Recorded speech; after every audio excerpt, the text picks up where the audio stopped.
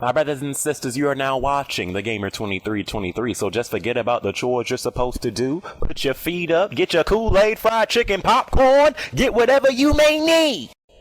And I hope you enjoy the video. Hi, peoples. Lord have mercy. So, I'm just getting back into the swing of things. I completely forgot about Gamescom, which, it took place yesterday, and I had, woke up maybe, around 10 something, and I go on Twitter and everyone's talking about Gamescom. I'm like, oh my gosh, I forgot. I completely forgot about it. So I didn't even see all of Microsoft's conference. I think I caught it when they started to show off, I think it was Halo 5 Guardians, so I had to go back and rewatch it, which I just did. So everything is fresh in my mind. So, it's about that time to review Xbox's game conference, which they actually had a lot of stuff to show off. And this might be the only one that I do. I think EA also had one. I might check that out. Just depending on how it is, I might review it or not. Sony, they said, nah, fam. I mean, we got 26 million PS4 sold. I did not realize how big the gap was between PS4 sold and Xbox One sold. So, I mean, Sony's like, we don't need but anyway, so I'm gonna review Xbox Gamescom. We got a lot of stuff to talk about, actually. Almost 4 pages worth of things to talk about. So sit back, relax, get your Kool-Aid, the fried chicken, or that buttery popcorn, and I hope you guys enjoy the video. Alright, so first off, the Xbox savior, Phil Spencer. The man that is literally... I wonder what the state of Microsoft would be if they still had that man, Mr. Stick with the 360, aka Dom Matcher. I just wonder how different it would be right now. But the Xbox savior, Phil Spencer, comes out on stage, and the first game they show off is Quantum Break. Now, Quantum Break, here's the thing. When they did show gameplay, not at this year's E3, I think it was last year's E3, I thought it looked good. It looks like, a great game, and I'm all for new IPs, which Xbox really needs. So I was excited to see more gameplay of Quantum Break, which they did show. And I will say the same thing I said when we first saw gameplay for Quantum Break. This game looks really good, but to me, it just looks too easy. The thing that you can do with time, it's when you get in trouble, you can just use time. I don't really see a threat in this game. It almost looks too easy to play. The time is so overpowered, and the things you can do, it just doesn't really look like a challenging game to me. Even though they did show, some guys that I guess they created their own tech, of using the time breaker, I think it's called. So you have some guys that are using some tech, and they can also do things with time and disappear and run real fast and stuff like that. So I seen that, I was like, oh, okay, so I guess they can do something with that. But just the gameplay, in its entirety, it just almost looks too easy to me. I don't know if that's just me, but Quantum Break, it does look like a good game. Looks very promising. Definitely going to get this game when it does come out. And I was shocked that one of the guys they do have in this game is actually one of the X-Men. I think he's Iceman in the X-Men, and they actually have some other actors in this game. The graphics look really good, and I was shocked that at the end of the gameplay, apparently they're going to have a TV show of Quantum Break, and it starts April 5th, 2016. It actually looks really good. I'm definitely going to tune into that. So I guess we're going to get a game and a TV show for Quantum Break. I hope the show doesn't spoil the game, but Quantum Break, it does look like a good game. My only issue is it almost looks too easy. The time things, that you can do and slow down time and create force field barriers and stuff to protect yourself and disappear. It's almost like you have too much at your disposal. The enemy, it's like the guys can't do nothing to stop you. So that's just my only worry about it. Crackdown 3. I didn't play Crackdown 2. I played Crackdown 1 on Xbox 360, and I actually did enjoy it, like the art style of the game, very chaotic. So they showed some Crackdown 3. They showed some pre-alpha in-game footage. Looks good. 100% destructible environments. You can literally destroy anything in this game. Everything is 100% destructible. So, you know, that's good. And a multiplayer beta. The multiplayer begins summer 2016. So that's great. I think it also will have co-op. Well, it has to have co-op because I think Crackdown 1 and 2 had co-op. But Crackdown, even though a lot of people, you know, kind of sleep on Crackdown, Crackdown is a very fun game to play.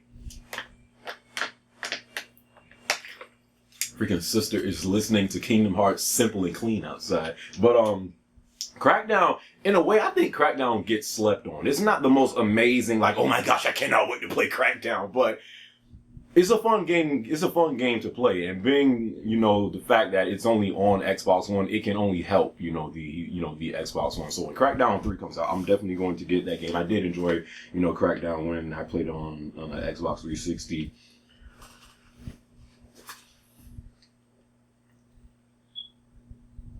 Scalebound. Scalebound. Now before, I think it was last year's E3 where they first announced Scalebound. They show, off a little, trailer or whatever. And we didn't see gameplay, but some people, were like so hyped for Scalebound. I'm like, how can you be hyped for a game we haven't seen a speck of gameplay for? And, lo and behold, we get to see some Scalebound gameplay at this year's E3. Now, this game right here, it is running at a buttery smooth 1080p. Do it with me. 10 frames per second. Bro, I don't know if it was just my eyes, but this junk looked like it was almost running at dropping frames tremendously, like 20 frames to 10 frames. Sucker, I think it might have hit 5 frames per second at one point. It was real, you could see there was frame rate drops, on the game. But getting past that, hopefully when the game comes out, it's at least 30 frames per second and doesn't drop. But getting past that, I'm not just going to stick on the frame rate drops, but getting past that, the gameplay in Scalebound. Oh my god. Scalebound, when they were showing the gameplay, it had me say, oh my gosh, Xbox One has Scalebound. Scalebound to me has officially become, a game to really look forward to on Xbox One. Before it was just okay, we have Scalebound, but we didn't see no gameplay, so we didn't really know what to expect from it. The gameplay they showed off had me say, okay, Xbox One has Scalebound. Despite that junk running at 1080p, 10 frames per second, despite that, the gameplay looks freaking amazing, dude. You're playing as a Drew. This guy, I think he's wearing Beats by Dre. He has on this, he has on headphones, and then he puts them on while fighting and his dragon and stuff like that. And, he's cracking jokes the whole time. But the gameplay they show, just him fighting, and then, a freaking dragon came out of the sky or whatever that thing was. And then your dragon was fighting that dragon. And then you got that. It was crazy. The gameplay looks so good, bro. And if they can just get that junk at, to not drop frame rates, that junk can Scalebound. I will say it right now. I am officially anticipating Scalebound. That junk looks amazing despite that junk running at 2 frames per second, okay? Xbox One has Scalebound, okay? Junk looks freaking great. And also will be a 4-player co-op. And that comes out holiday of 2016. So, dang, that's pretty long, actually, now that I think about it. But, it has Scalebound. Then they started, to talk about some new things coming to the Xbox One. DVR is coming to Xbox One, and that's pretty, good. You can record your own TV shows, and it's subscription free. So, you don't have to be, a Xbox Live member. It's subscription free, and you can record your own TV shows, so that's great. That comes in 2016. A new Xbox One chat pad, so, the messaging on Xbox One, it's doable, but yes, I don't know. It's just not as it's just not as, I don't know, fluid, I guess, as, you know, as it is on PS4. You know, sometimes it's like, there's like a little slight delay in it, and it's good that I might buy the chat pad this time around. There was a chat pad for the Xbox 360, but I didn't really buy it because I thought, you know, the messaging on there, you know, was pretty, you know, good. But I actually might buy a chat pad this time around for the Xbox One. That comes in November of this year. Then they got into backwards compatibility. We all know, I don't care what no one say, backwards compatibility is huge. Like, Xbox One having backwards compatibility, that is, I've always been a fan of backwards compatibility, and the fact that Xbox One has it only makes the console look like, you can't deny it, even if you are the biggest Sony pony or Nintendrone or whatever you want to call it, you can't deny that Xbox One over the course of time is looking better and better and better, and the backwards compatibility thing, it just makes it look that much better. So all future Xbox 360 games, you know, will, you know, they're doing this whole games with gold thing, you know how they do the games with gold. I guess now they're doing it for all future Xbox 360 games. So now, you know, with the games with gold, you'll be able, you know, to use that with backwards compatibility with, you know, all future Xbox 360 games. So that's great. Is my freaking battery dying already? Lord have mercy. So that's great. And Xbox One backwards compatibility becomes free for all owners in November. Right now, I think it's only for people in the Xbox preview program, which, you know, which kind of sucks. But this November, Xbox One backwards compatibility will be free for all owners of the Xbox One. So that's great, as long as you have Xbox Live, I guess. Then a new Xbox One experience is coming this November, powered by Windows 10. I did actually not upgrade to Windows 10 yet. Should I upgrade to Windows 10 yet? How is it? Leave it down in the comment section. Right. So I'm guessing a new dashboard for Xbox One is coming in November, and Lord knows they need it. Bro, I'm telling you right now, that dashboard, the current dashboard on Xbox One is terrible, bro. Like, Xbox 360's dashboard was so much better. So I am actually really anticipating this new Xbox One experience this November. Hopefully this dashboard really gets good, because right now the current junk is absolute cheeks. Okay, so the Killer Instinct of Season 3 of that is coming. That comes in March of 2016. People do play Killer Instinct, you know, so that's good for those players that do play that. I never really got into Killer Instinct like that. At least not on Xbox One, I should say.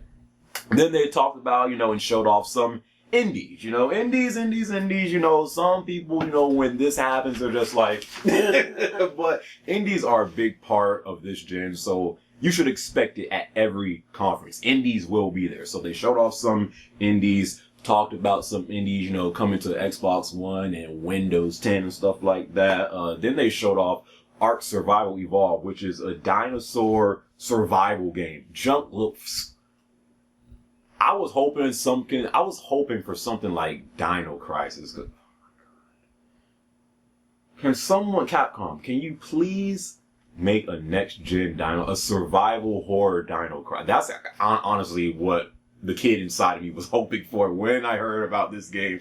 But it is a dinosaur survival game, but it's not like, you know, survival horror, you know, but junk looks great. I'm definitely looking forward to this. It's not exclusive to Xbox One, but it comes out first on Xbox One and PC. I don't know when the PS4 get it. Then they showed off a trailer for We Happy Few, by Compulsion Games. I really like the trailer, you know, I really like, you know, how, you know, the trailer, you know, just the setting of the trailer, you know, the song in the background comes out first on Xbox One and PC. That trailer was actually really good. I actually rewatched that trailer. But got that. Then they got into the power of DirectX 12, and I was like, oh, here we go, because you always know these Xbox drones, oh my god, they swear like DirectX 12 can make the Xbox One play games at 4K, because they're like, oh god.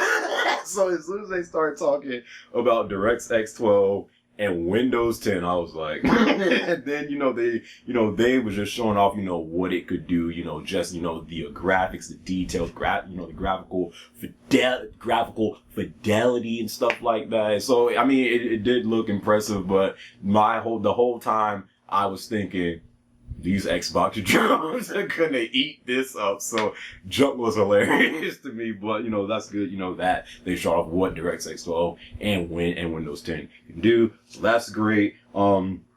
Talked about I'm actually trying to talk fast right now because my freaking camera has been on low battery this whole time. So I'm trying to talk a little fast out this second.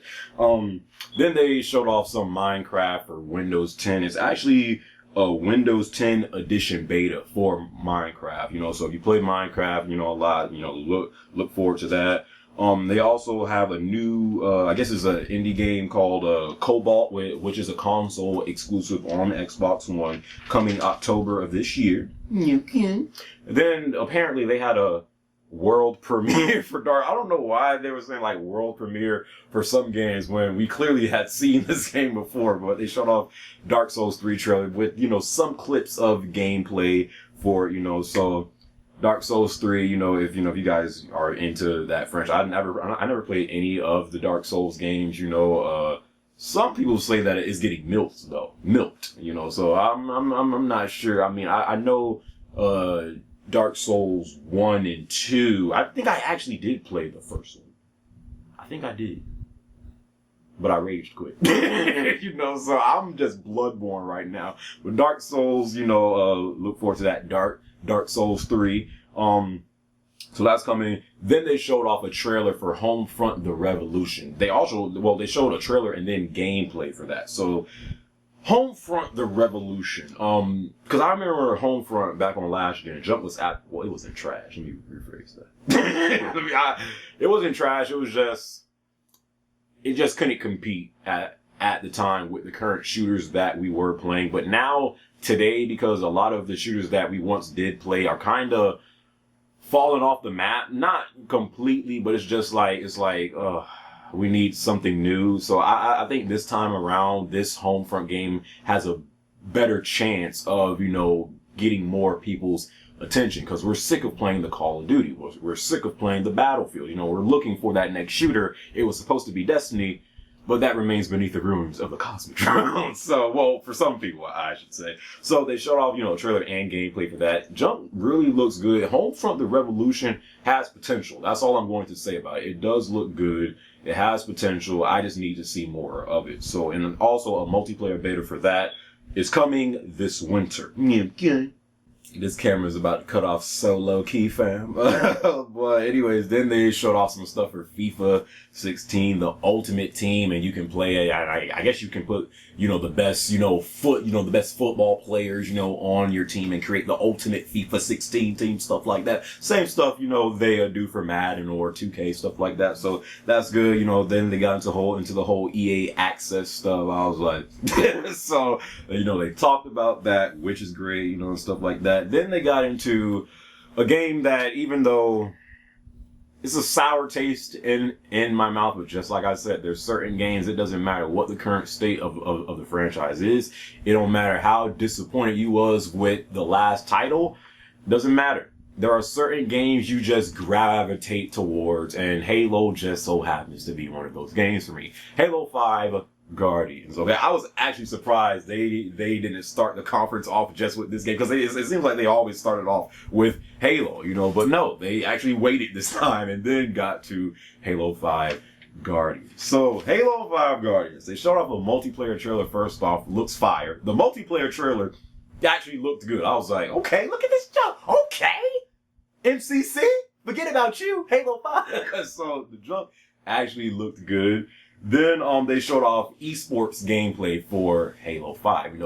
Competitive gameplay for Halo 5. If you don't know, Halo was actually a huge. I won't say it was the reason why, but I will say that Halo was a huge reason how MLG got off the map. MLG really got popular with Halo. So when it comes with the whole esports thing, that's why it's so big for me, because I actually really used to be like heavily into competitive Halo. I still somewhat am, but I just don't really have the passion no more for it these days. But if a real good Halo comes out, then possibly I might go back to it. But so then they showed off some esports gameplay for Halo 5, and it was good. Of course, they bring out Bravo and I forgot the other guy's name. And then, they do, the commentating over the, esports gameplay. It looked, that esports gameplay didn't really, it's esports, so I just think there's a certain time to, show off stuff like that. And I just didn't think at Gamescom that was the best time to show off esports because people don't really care about competitive Halo at Gamescom, I would think, but for people around the world, then they might really be more into it. I will say one thing though. I will say one thing. I don't know if it was just me, but, well, first off, flag juggling is back in Halo. That is a thing that I think it was gone after Halo 3, and I can't remember if it was in 4. I don't think it was in 4. I don't think it was. But the point is, classic flag juggling is back. That's when you can pick up the flag and then drop it, pick up the flag and drop it. It's a key thing in playing capture the flag games. It gets you across the map faster, so they got that. But please someone tell me, because I had said this on Twitter and someone had just said, dude, it's just spectator mode. I hope you're right. I hope you're right. Please don't tell me Promethean Vision is in this game, because correct me if I'm wrong. In that esports gameplay, you could see the outline of the other team through walls. And I was like, no. Please don't tell me that Promethean Vision from Halo 4 is back in Halo 5 and they have the audacity to put this junk in competitive Halo. I hope it was just spectator mode like that guy said, but I clearly seen people through walls and I was like, what is it with this whole I wanted to see the other team through walls era? I don't get it. So hopefully it was just spectator mode, because if that is in this game, period, it doesn't matter if it's just social. I don't want to see no one. No one should be, listen, not in Halo. Not in Halo. No one should be able to see no one through walls. Keep that junk out of the, you know what? Developers in general need to get rid of that feature. And I think I don't know what game it started in, but the only game I didn't have a problem with that in was Resistance, because it made sense. But in Halo, get it out. Get it out of the freaking game. No one.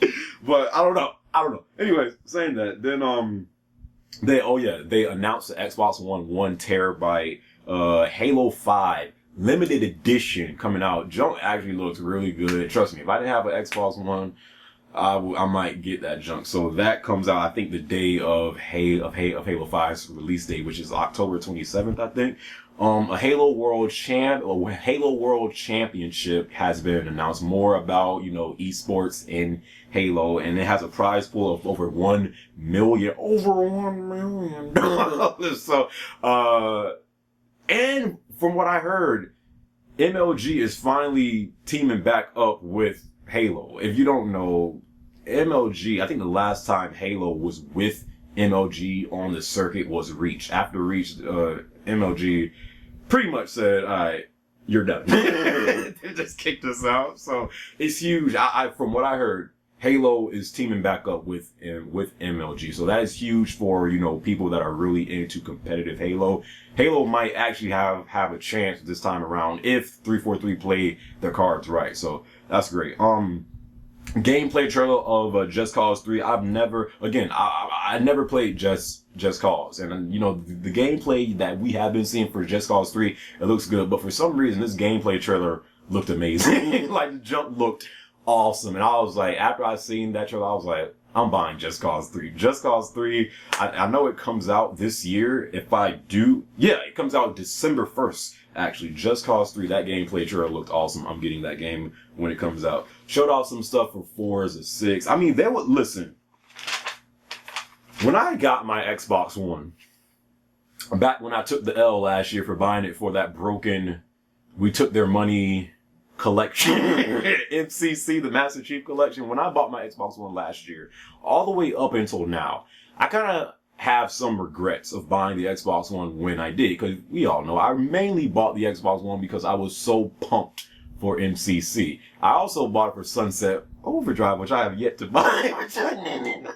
which I need to get. I need to get that game, but I mainly bought it for MCC. And throughout this conference, Cause when I had just seen parts of it before I actually went back and watched Gamescom, I from what I was hearing from people, I was just getting the impression that Xbox's Gamescom, Microsoft's Gamescom conference was not that good. When I watched this Gamescom conference for myself, not only did this show me that the future for Xbox One is so bright, this junk I can finally say, Sony fanboys, please don't dislike this video. Please don't. They're like, what is this Negro about to say? I'm about to unsubscribe. Wait a second. All I'm saying is, this whole time I had my Xbox One, I always had some regrets buying it when I did. This conference actually had me say, you know what? I'm actually proud to be an Xbox One owner. I'm actually glad I have my Xbox. This conference really, it showed me all the things I needed to see. It made me see the future of Xbox One. So, listen, man, Xbox One, yes, we all know the PS4 is still destroying you Xbox fanboys. You mad? We all know that, but the future for Xbox One is getting so bright, and it's just good. It's better. It's best for gaming when you have competition. If you just have one company destroying the others, there's no competition. You need that. So you guys should actually want Xbox to do good, and I'm just glad to be an Xbox One owner. They showed off some stuff for Forza 6, of course. Forza is one of the biggest franchises on Xbox, so of course they're gonna show off some stuff for Forza 6. So that's great. They showed off a trailer for Rainbow Six Siege. I don't know if this is just me, but when we first seen Rainbow Six Siege, jump was amazing. I was like, man, this is a game that I can really get into. I love team-based communication games, but it's like the more and more we see of Rainbow Six Siege, the less and less interested I become. I don't know. I cannot explain it. But for some reason, I am not as excited for Tom Clancy's Rainbow Six Siege the way I used to be. I don't know what it is, but they showed that. That comes out November. No, not November. I don't know actually the release date for that, but. And it also comes with the previous Rainbow Six game, so that's good. Then they showed off some Rise of the Cheeks Raider, Rise of the Tomb Raider gameplay. Showed off some stuff for that. Looked good, man. Looked good. Again, I don't know if it's just me, but,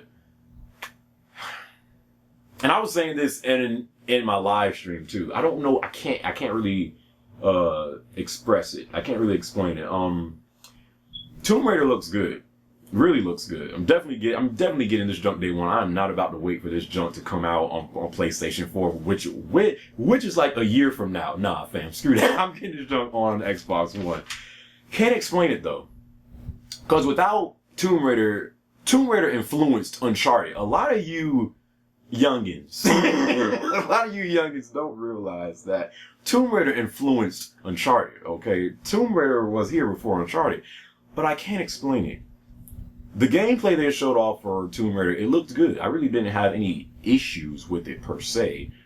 But it just, I don't know, it just didn't capture what Tomb Raider is really about. Tomb Raider seems to be more of an action, and it's always been some action in Tomb Raider, but it just, I guess I could say it like this. Tomb Raider, it almost seems like Michael Bay has taken over Tomb Raider. Like, I can't explain it.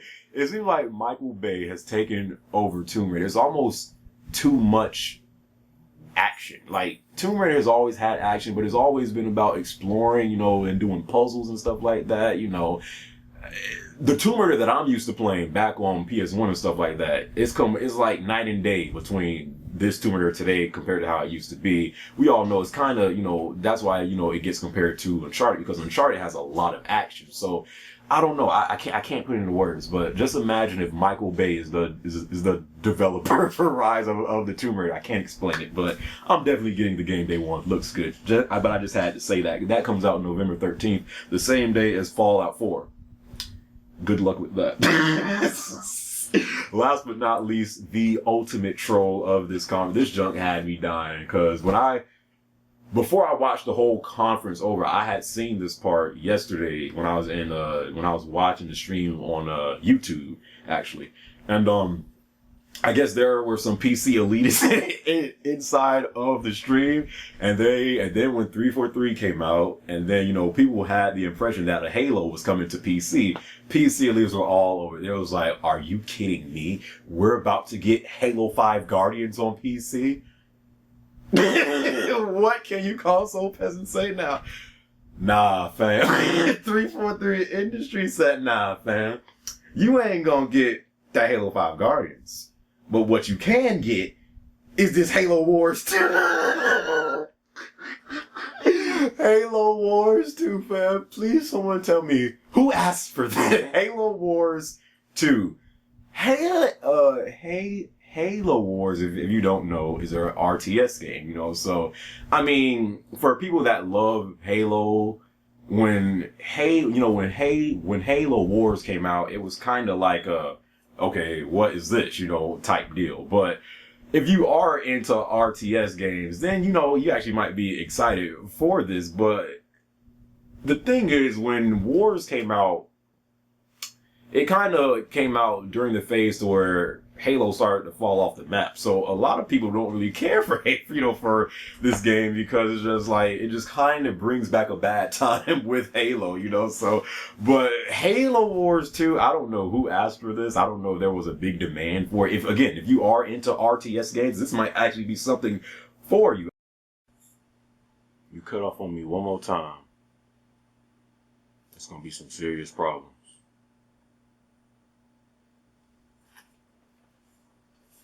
So with Halo Wars 2, so I know I just thought the whole thing was funny, because like they thought they was getting like a legit Halo game on PC. 343 said, nah, fam, take this Halo Wars 2. So I just thought that joke was like one of the most ultimate trolls. But that was the end of Microsoft's Gamescom conference for 2015, man. Overall, honestly,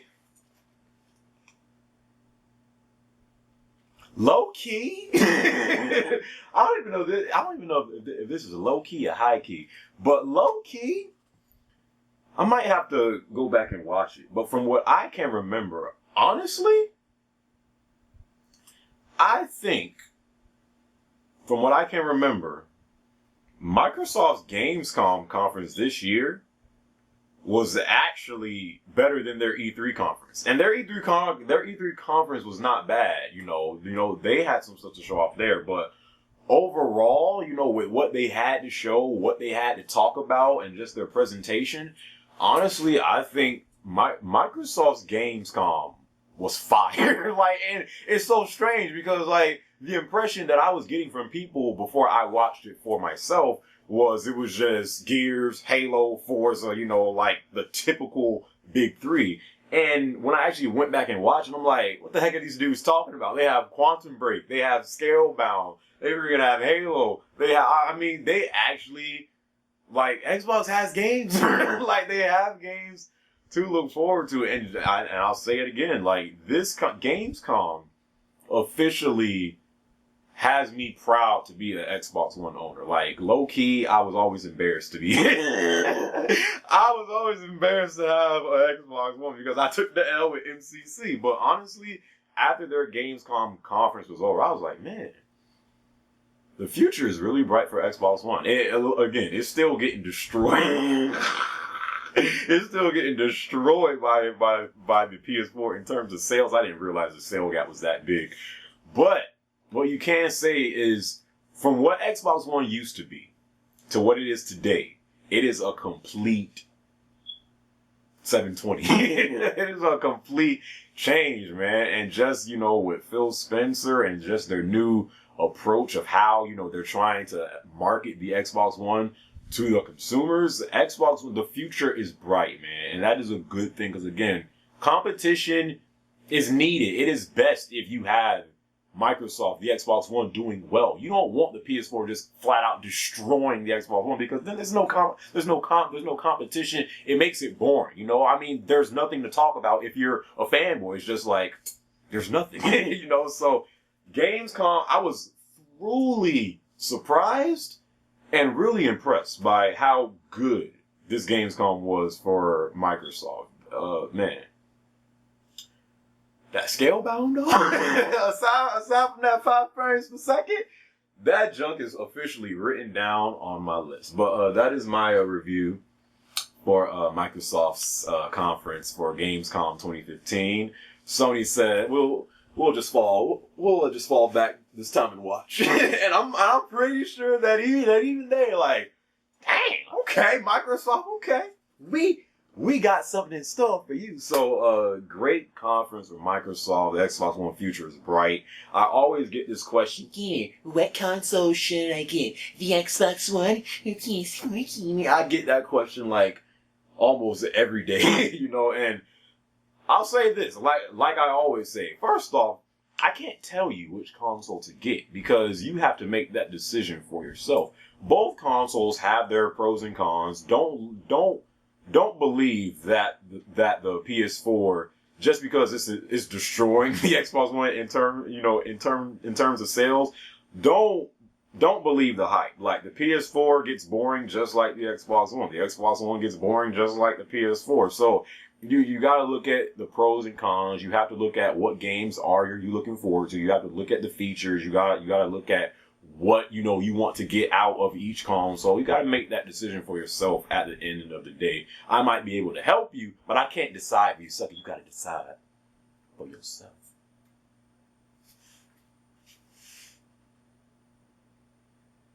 Am I preaching in this sucker?